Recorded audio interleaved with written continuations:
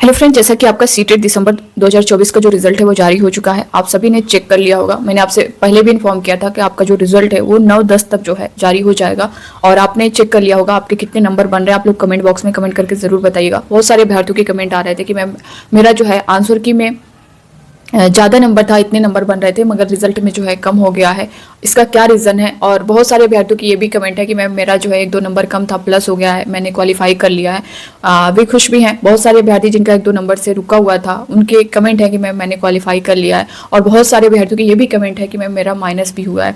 तो इसको लेकर के, इन सारी चीज़ों को लेकर के क्या कुछ है, जैसा कि आपका जो आंसर की आया है उसके बाद रिवाइज्ड आंसर की तो नहीं आया, डायरेक्ट आपका रिजल्ट जारी कर दिया गया है। तो बहुत सारी इस तरह की चीज़ें निकल के आ रही हैं कि आंसर की में जो है उनके वे जो है क्वालिफाई हैं और रिजल्ट में फेल है, मतलब वे क्वालिफाई नहीं कर पाए हैं।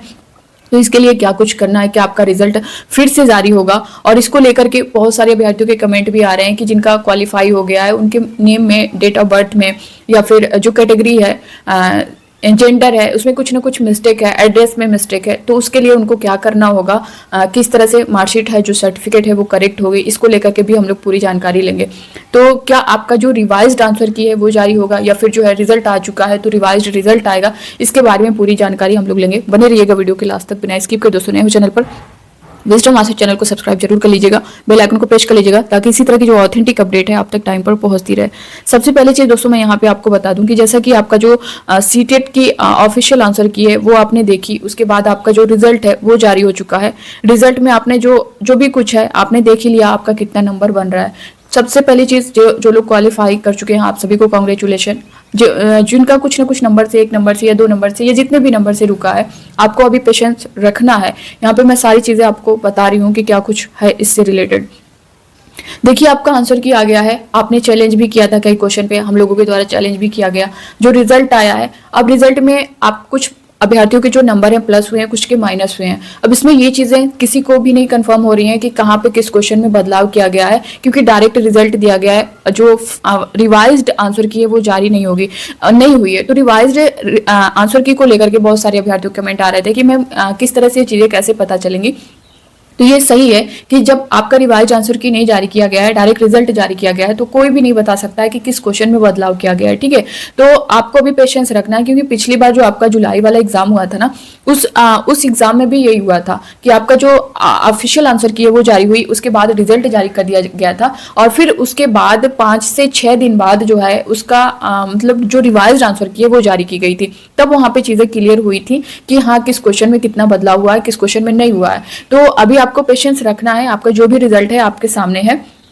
और अगर इसमें बदलाव हुआ है, जिस क्वेश्चन में चैलेंज किया गया है आंसर की को लेकर के, तो वो जो है आपको रिवाइज्ड आंसर की में पता चल जाएगा। और रिवाइज्ड आंसर की में अगर जो है जो ऑफिशियल आंसर की आई थी, हमने जो चैलेंज किया है उसमें बदलाव हुआ है, तो दोस्तों आपका रिवाइज्ड आंसर की कंफर्म है आएगा। भले ही आपका रिजल्ट आ चुका है मगर रिवाइज्ड आंसर की आपका 5 से 6 दिन के अंदर जो है जारी कर दिया जाएगा। तो अभी आपको वेट करना है 1 हफ्ता, क्योंकि रिजल्ट पहले दे दिया गया, इसका मतलब ये नहीं है कि आपकी जो रिवाइज आंसर की वो नहीं आएगी, वो आ सकती है। अगर बदलाव हुआ होगा तो, नहीं हुआ होगा तो नहीं आएगी। ये चीजें मैंने कंफर्म कर दी हैं। ठीक है, तो उसमें सारी चीजें कंफर्म हो जाएंगी कि किस क्वेश्चन में कितना बदलाव किया गया।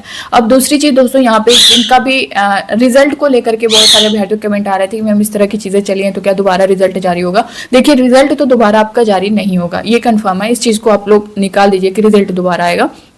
ऑफिशियल जो आंसर की आई थी उसकी रिवाइज यानी दोबारा उसकी आंसर की आ सकती है, लेकिन रिजल्ट में अब कोई बदलाव नहीं होगा। आपका जो भी नंबर है आप लोग यहाँ पे शेयर करिएगा, किस वजह से कम हुआ है, क्या रीजन है, इसको लेकर के मैं सारी चीजें आपको क्लियर कर दूंगी।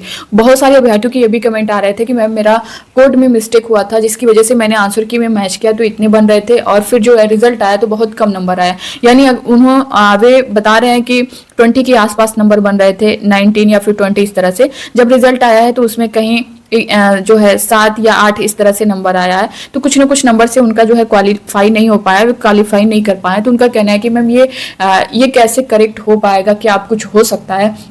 तो देखिए ओएमआर शीट में अगर आपने कोई भी गलती की है फिल करने में, मैंने पहले भी बोला था कि दोस्तों अगर आपसे ओएमआर में मिस्टेक हुई है कोड को लेकर के, तो जो है वो मशीन के द्वारा चेक किया जाता है आपको ओएमआर शीट। अगर कोड में हुआ है तो आपके लिए थोड़ा सा नंबर का जो है इशू हो सकता है, ऐसा नहीं है कि आपका रिजल्ट रोका जाएगा। आप लोग कमेंट बॉक्स में भी कमेंट करके बता सकते हैं कि जिनका ओएमआर शीट में मिस्टेक हुआ था किसी का रिजल्ट नहीं रुका होगा, सबका जारी हो गया होगा। मैंने आपसे बोला भी था कि रिजल्ट आपका जारी होगा, रिजल्ट ऐसा नहीं है कि रोका जाएगा, लेकिन आपके नंबर पर उसका इफेक्ट पड़ेगा अगर आपने कोड गलत फिल किया होगा तो। और बहुत सारे अभ्यर्थियों के कमेंट भी आए कि मैम इस तरह की गलती हुई थी, नंबर यहाँ पे कम दिख रहे हैं, तो वो आपकी कोड की वजह से हुआ है।